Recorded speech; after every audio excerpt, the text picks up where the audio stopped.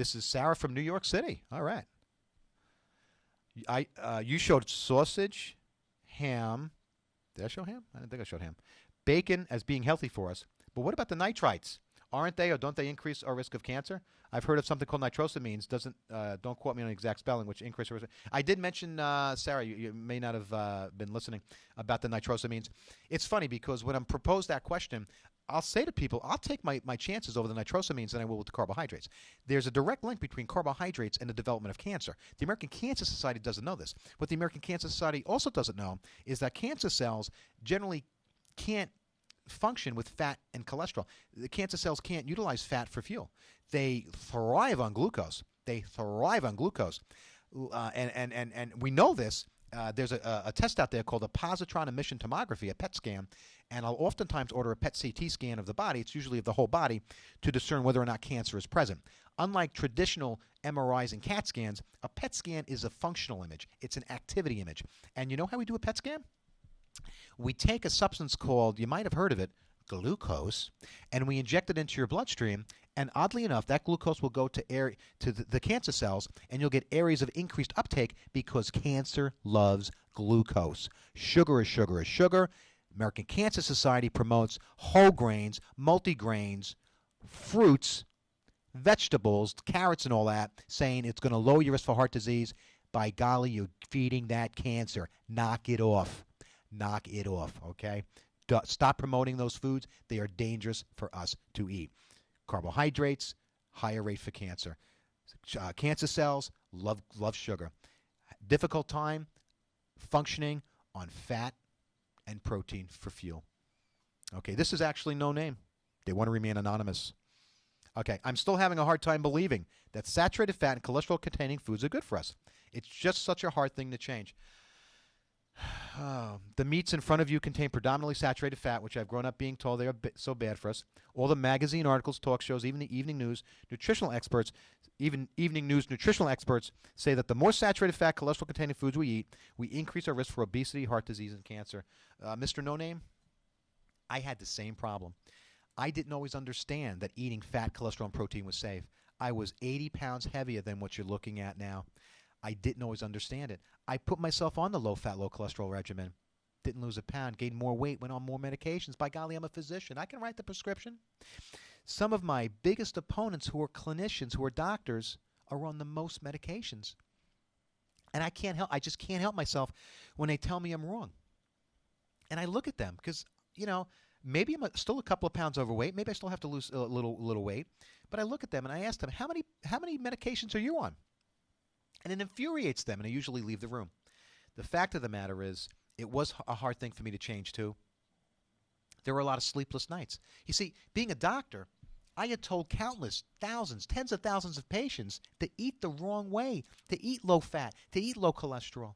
And that was wrong, yet accepted. Yet accepted. All right. Let me continue answering the question. I just want to get to the whole Swedish Revolution, but I accepted that as being true. So I told tens of thousands of patients the false information. When I started understanding the correct way to eat, it was very difficult for me.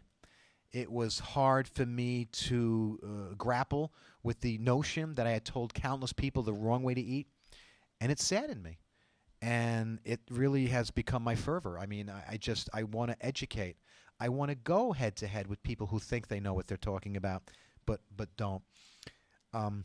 When my book came out back in March of 2008, I got a bunch of reviews, and one of my 2-star reviews was from a gentleman by the name of Dennis Luttrell. My producer's trying to get my attention here.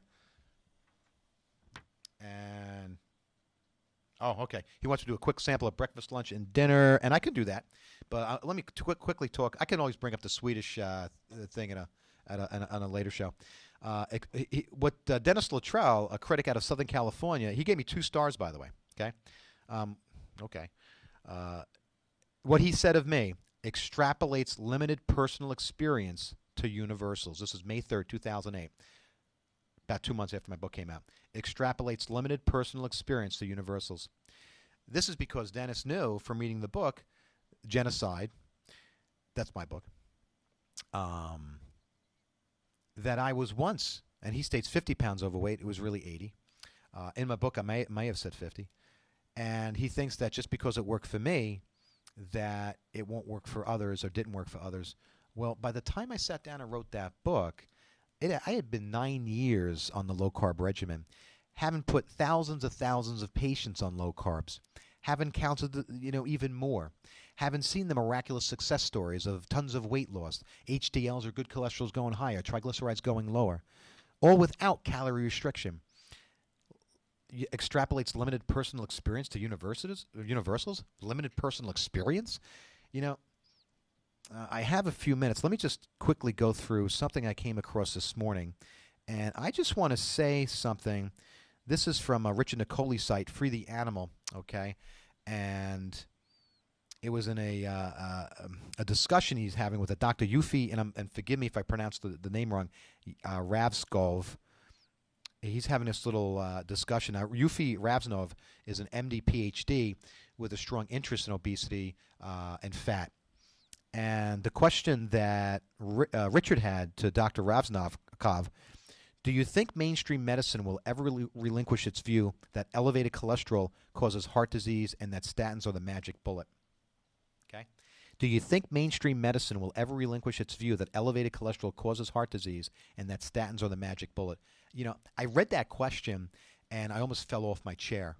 And Dr. Ravskov's answer was, I hope so. And here he states that in Sweden, a revolution is going on. And it's fascinating because this is what reminded me of my whole 2-star review. And this is how the revolution started. A general practitioner treated her own obesity successfully by eating a low-carbohydrate diet with high content of animal fat. When she advised her obese and diabetic patients to do the same, she was reported to the National Board of Health and Welfare for malpractice. Holy wow. This is a G-rated show, by the way. After a 2-year-long investigation, she was acquitted. So this physician who knew what she was doing, who did it to herself, and then was going to implement the correct way to eat for her patients, it took 2 years of her life, taking time away from her patients, taking time away from her helping people, because she had to battle the National Board of Health and Welfare. My goodness. Now, after the too long investigation, she was acquitted, as her treatment was considered to be in accord with scientific evidence. Interesting. Now, they also go on to say that thousands of patients have experienced themselves that by doing the opposite as recommended by the current guidelines, they've regained their health. Same thing I'm talking about here. I said it earlier. It could have been my radio show, not sure. That more laypersons know the correct way to eat than us clinicians. More laypersons know the correct way to eat than the American Heart Association doesn't even know the correct way to eat. So I'm not even going to bring them into it. Okay. Now let me just see something here.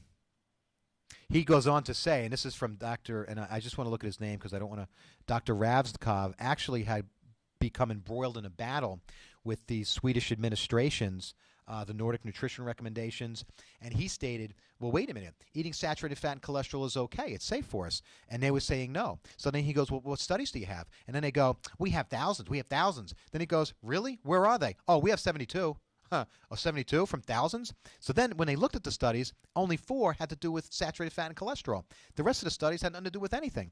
But you know what? It's going on here in America as well. The American Heart, Cancer, and Diabetes Association are doing the same thing to us. They say they have thousands of studies proving me personally wrong. Really? Where are these studies? Give me a break. Gary Tobbs, I applaud you. Thank you so much for your book. I'm reading it for the 3rd time. It's a phenomenal treatise. I get criticized for not having footnotes, for not having a table of contents, for not using recycling paper. But I'm writing a book to try to save people's lives.